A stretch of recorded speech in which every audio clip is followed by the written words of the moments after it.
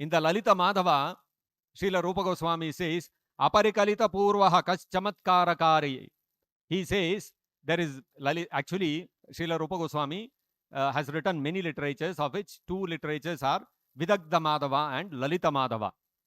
Vidagdha Madhava refers to all the pastimes of Krishna in Sri Vrindavan Dham. Lalita Madhava refers to pastimes of Krishna in Dwaraka. So in Dwaraka, in Lalita Madhava, there is this description of this pastime, that Aparikalita Purva Kas Chamatkarakari Swurati Mama Gariyanesha Madhurya Puraha Ayamahamapi Hanta Prekshayam Lubda Chetaha Sarabasum Upabhoktum Kamaye Radhikeva. So one personality in Dwaraka, he said this. He said, Aparikalita Purva, I have never experienced this kind of thing. What is this? Why is he saying this? He happened to see Krishna.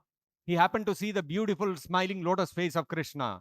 And when he saw that, he said, Aparikalita Purvaha, I have never before experienced this kind of beauty.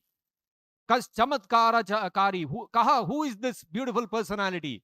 Chamatkarakari, it is wonderful, it is miraculous, this kind of beauty that he is displaying. Why is it miraculous? What is so wondrous about this? Because Purati Mama Gariyanesha Madhurya Puraha. In my heart, suddenly, there is a sweet attraction that has got generated in me when I'm seeing Krishna's lotus face. Madhurya Puraha, Ayamaham api hanta lubda chetaha. When I'm seeing Krishna's lotus face, my mind is becoming bewildered. I'm losing sense of reality. Such is the beauty of Krishna. So much so that Sarabhasam, with great force, Upabhoktum Kamaye, I'm getting a desire to go and embrace Krishna very tightly.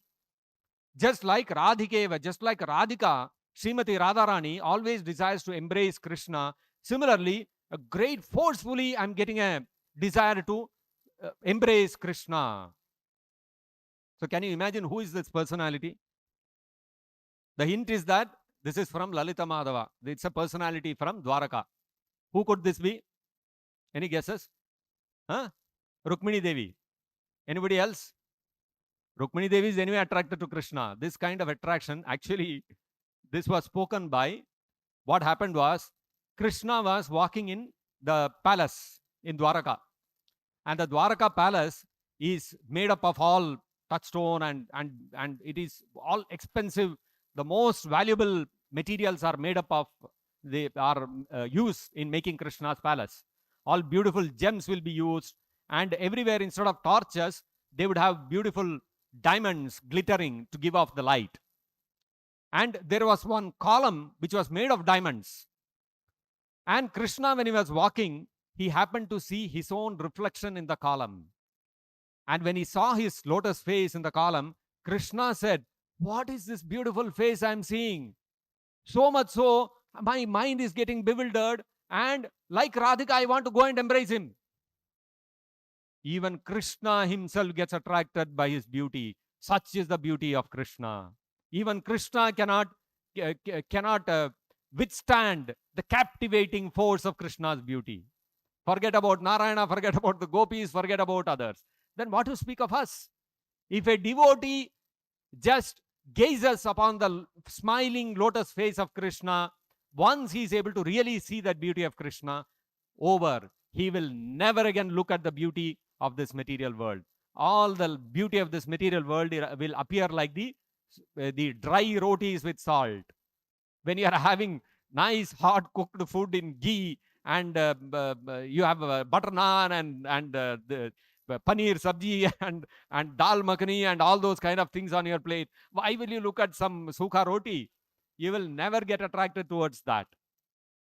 This is the nature of Krishna's beauty. Krishna's beauty is so attractive that even Krishna becomes attracted to it. We have to simply get attracted by Krishna, Krishna's lotus face, Krishna's instructions, Krishna's holy name, Krishna's pastimes. We get attracted to any one of them, we will lose all our attraction for this material world. Any beauty in this material world, any Apsara, Menaka, Urvashi, anybody comes in front of us, we will look at them and say Hare Krishna and we'll keep walking. We will not give them even a second glance. That is the power of devotional service, bhakti.